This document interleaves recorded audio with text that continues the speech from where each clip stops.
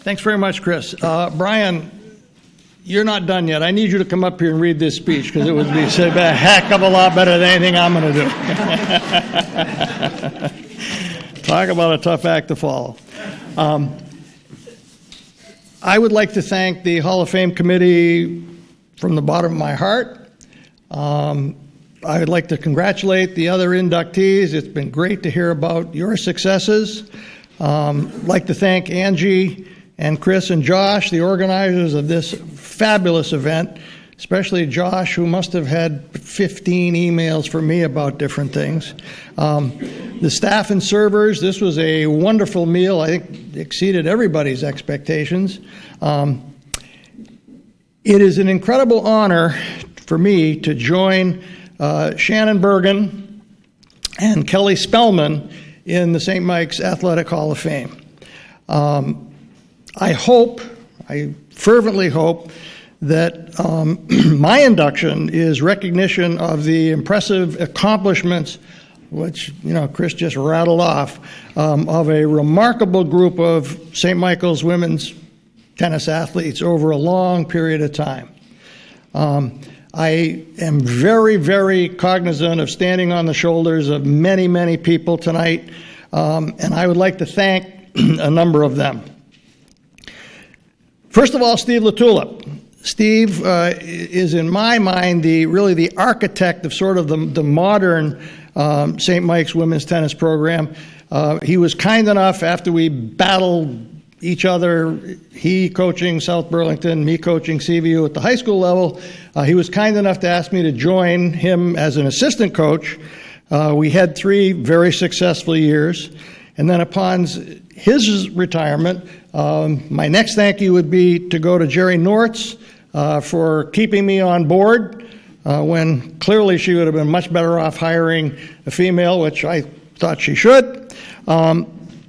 Finally, to an amazing group of assistant coaches. Having been an assistant coach, I knew full well how important that role was. And to Jeannie Hulson, who was here, who was assistant coach for 5 years, Heidi Murphy, who was a player here, worked for 4 years, Amy Berkman, Danica Robeson, whose parents are here, she's teaching school in Washington, D.C., and Errol Natras. I leaned on them. I started coaching here when I was, I don't even know, something like 60 years old or 55 years old. So how am I going to relate to, these 19 to 22-year-old women? Not to mention talented women. So I leaned on them both for tennis expertise, but also on a personal level, because they had all played the game at very high levels. And, we really, I think, formed a successful coaching team. Certainly want to thank everybody in the St. Mike's athletic family. Everybody in the office, and I don't want to go on for too long. I could name them from, Stacy Pete, who used to sing the national anthem, as well as tell me how to, keep the records. The training staff, John Malazzo, Dave Lander, who you'll be hearing from shortly. Before our first trip to the NCAAs, the ladies were really, really nervous. And somebody suggested to me, hey, you ought to just ask Dave if he would sit down with your group for a little while. And we did. And he was wonderful in terms of just calming them down, telling them, you can only be the best version of yourself. And it was extremely helpful. So I appreciate that very much, Dave. To all of the parents, believe it or not, there are parents of players here tonight. And the parents were incredible. Not only did they travel long distances to matches, everyone up here would be long, they came to virtually all of them. They brought food. When we played down at Stonehill, the Dalton sisters, we'd have a banquet at their house afterwards. It was just a huge number of incredible experiences that were much more than just anything that happened on the tennis court.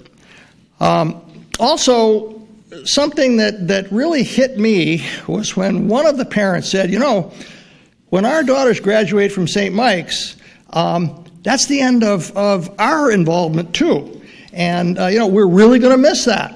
And that was really a profound statement, I thought, and that has been with me for quite a while. Certainly, my long-suffering wife, Lynn, and our kids. The kids were in college when I started coaching here, so they didn't miss me. And she tells me often how much she treasures our time spent apart. So, but I certainly want to recognize that because I have to, go home tonight. Finally, to the just incredible group of student athletes, several of whom are here tonight, and one of whom is already in the Hall of Fame as a swimmer, but others who I fervently hope will be in because of their incredible accomplishments. All of our athletes, the camaraderie was just incredible. And one of the things I did, because I didn't know what the heck I was going to say up here, so I sort of, reached out. Some of them called me. I emailed them, and sort of reconnected with many of them that I really hadn't heard from, hadn't been in touch with for several years. I learned about Lizzie Clementi's 4 kids, and all kinds of things. I also learned that several of them, after doing some Zoom and so on and so forth meetings during the pandemic, got together this past spring at Shannon Bergen's Tennis Club in Connecticut, had a game of doubles just for old time's sake, and that really warmed my heart. I mean, it was terrific to hear that. Camaraderie then was huge for us, and I know it was helpful in our success.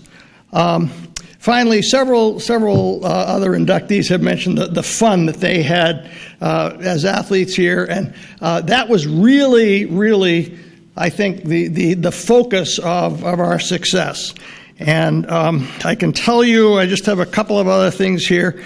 On the van rides, we did not travel by bus.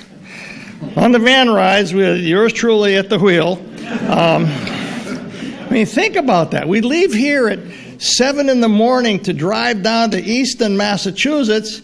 I would sit in the hot sun for 4 hours. They would play, get back, and I got to, get us home safely. That was not a good thing. Anyway, we really missed the buses, except for one bus ride that we took, and I forget the year. Somebody here will know, but the unbelievable Easter snowstorm of several feet.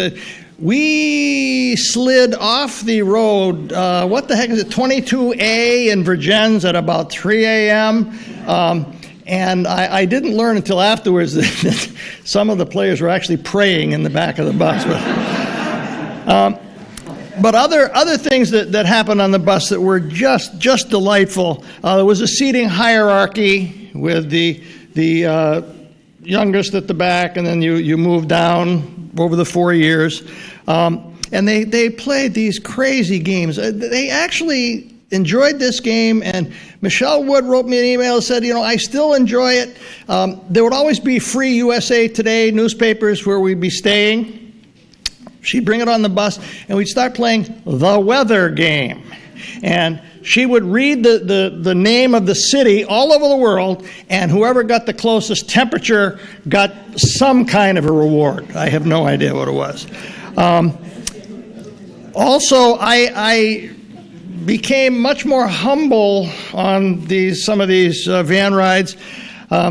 I was constantly asked as the 80s and 90s music was going on, okay, who's that? And I would always say, well, it had to be the Supremes or something, something I could relate to. And the answer was always, J-Lo or Britney Spears, and totally out of it. The other one that really got me, and I think it sort of hastened my departure from St. Mike's, was we were somewhere in a motel on my birthday, which happens to be April 20th. And one of the players and I were up fairly early, and I sort of had this weakness for Starbucks, as did she. So she and I are in the van, and we're driving to Starbucks, and we pass a speed limit sign on the interstate.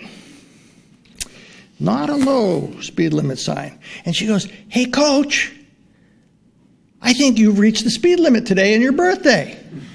And she was absolutely right. I think that was 65. So anyway,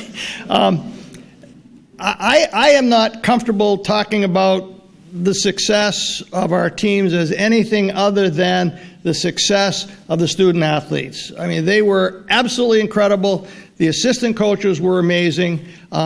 I do want to share with you as I end one email from one of the players, and I had said, if any, I said, I don't know what the hell I'm going to say. So, if you could send along a memory, I'd really appreciate it. And she said, and I will end with this. She said, "The memories are really endless. You encouraged us not only to excel on the tennis courts, but to enjoy ourselves, which is oftentimes the first thing lost in college athletics. I really do think that was the part of the magic of our success." So thank you again to the Hall of Fame committee. I am honored and humbled and thrilled to be a part of this august group, and appreciate everything. Thank you. Wait a minute, no, excuse me. I'm really sorry. I'm looking at I forgot one thing, and it's incredibly important.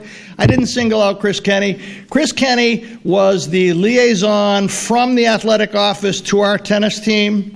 And he was at every single match. The support that he gave us was absolutely amazing. He helped make arrangements for us to take a southern trip, which was the first time we had ever been able to do something like that, in 2 condos in Hilton Head that were donated by Michelle Wood's parents.